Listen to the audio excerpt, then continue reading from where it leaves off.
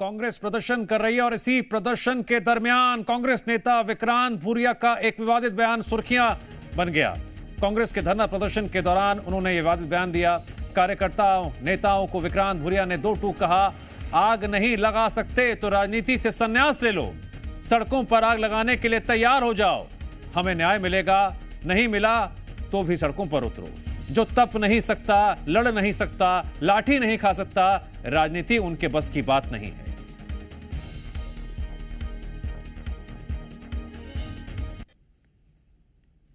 कि कुछ तो करो जवानी में, आग लगा दो पानी में, और अगर आग नहीं लगा सकते तो राजनीति से संन्यास ले लो, तुम्हारे बस की बात नहीं है, तुम्हारे बस की बात नहीं है। जो तप नहीं सकता है, जो लड़ नहीं सकता है, लाठी नहीं खा सकता है, सभी पर संघर्ष नहीं कर सकता है, नेतागिरी उसके लिए नहीं बची है।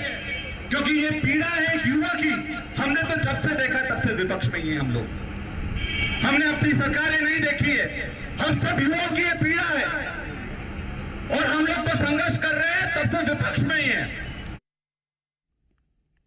जी मीडिया संवाददाता अनिल नागर हमारे साथ भोपाल से लाइव जुड़ गए हैं। अनिल, ये बयान जो सामने आया है इसे किस तरह से देखा और समझा जा रहा है? क्या बीजेपी की तरफ से कोई प्रतिक्रिया आई है? कांग्रेस के बीच इस बयान को किस तरह से बताया जा रहा है जो विक्रांत भूरिया ने कहा?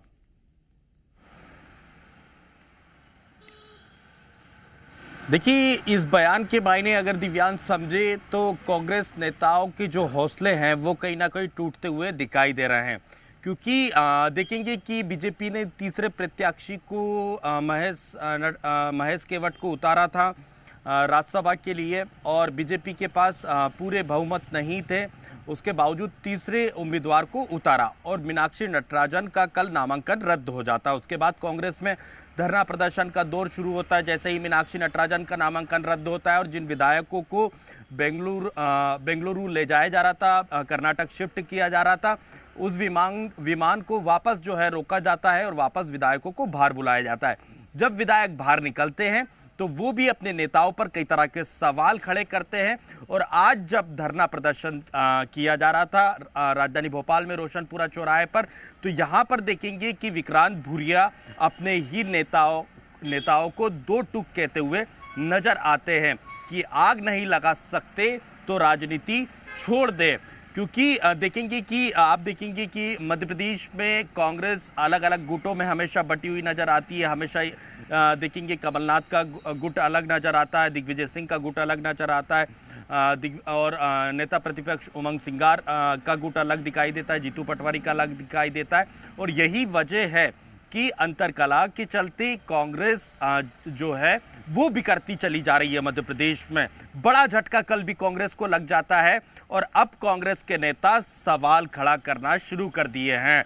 साफ तौर पर विक्रांत भूरिया कह रहे हैं, लड़ नहीं सकते तो राजनीति छोड़ दीजिए, सड़कों पर नहीं उतर सकते तो राजनीति छोड़ दीजिए, आग नहीं लगा सकते लेकिन तो राजनीति छोड़ दीजिए। इस तरह की बात खुद अनिल, हम मंच पर देख रहे हैं जहां पर एक कार्यक्रम हो रहा था, आयोजन हो रहा था, और कांग्रेस के दिग्गज नेता अरुण यादव की बात कर लें, दिग्विजय सिंह की बात कर लें, उनके बेटे की बात कर लें, और भी जीतू पटवारी सहित उमंग सिंगार वहां पर मौजूद थे। ऐसे में विक्रांत भूरिया क्या इन सभी नेताओं को एक संदेश था या कांग्रेस कार्यकर्ताओं के लिए कह रहे थे? किसकी तरफ उनका इशारा था? देखिए, कांग्रेस की जो सीनियर लीडर है, चाहे दिग्विजय सिंह की बात करें, जीतू पटवारी की बात करें, इनकी ओर कह सकते हैं ये जो है विक्रांत भूरिया का इशारा था। क्योंकि इन्हीं के नेतृत्व में देखेंगे कि मध्य प्रदेश में कांग्रेस चल रही है और हर बार जो है इन्हीं के नेतृत्व में कांग्रेस असफल हो जाती है। और यही वजह है कि अब कांग्रेस के जो नेता है, कार्यकर्ता है, उनके हौसले टूट रहे हैं। कल कांग्रेस के विधायक एयरपोर्ट पर जब वापस उन्हें लाया जा रहा था, कई तरह के सवाल खड़े कर रहे थे अपने लीडर के ऊपर। क्या उनका तमाशा किया जा रहा है? 2 दिन का इंतजार किया जाना चाहिए था। सभी राजनीतिक गतिविधियों और बयानों पर अनिल आप लगातार नजर बनाए रखिए। फिलहाल जानकारी के लिए आपका शुक्रिया।